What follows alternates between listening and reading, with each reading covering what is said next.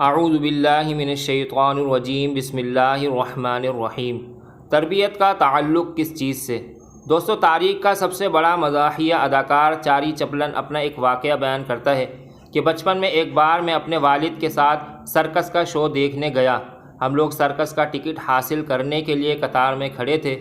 ہم سے آگے ایک فیملی تھی جس میں 6 بچے اور ان کے والدین تھے۔ یہ لوگ دیکھنے میں خستہ حال تھے۔ ان کے بدن پر پرانے مگر صاف ستھرے کپڑے تھے۔ بچے بہت خوش تھے اور سرکس کے بارے میں باتیں کر رہے تھے۔ جب ان کا نمبر آیا تو ان کا باپ ٹکٹ کاؤنٹر کی طرف بڑھا اور ٹکٹ کے دام پوچھے۔ جب ٹکٹ بیچنے والے نے اسے ٹکٹ کے دام بتائے تو وہ ہکلاتے ہوئے پیچھے کو مڑا اور اپنی بیوی کے کان میں کچھ کہا۔ اس کے چہرے سے اضطراب آیا تھا۔ تب ہی میں نے اپنے والد کو دیکھا کہ انہوں نے اپنی جیب سے $20 کا نوٹ نکالا، اسے زمین پر پھینکا، پھر جھک کر اسے اٹھایا اور اس شخص کے کندھے پر ہاتھ رکھتے ہوئے کہا، جناب آپ کے پیسے گر گئے ہیں، لے لیں۔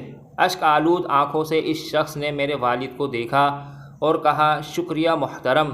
جب وہ فیملی اندر داخل ہو گئی تو میرے والد نے میرا ہاتھ پکڑ کر قطار سے باہر کھینچ لیا اور ہم واپس ہو گئے، کیونکہ میرے والد کے پاس وہی $20 تھے جو انہوں نے اس شخص کو دے دیے۔ اس دن سے مجھے اپنے والد پر فخر ہے۔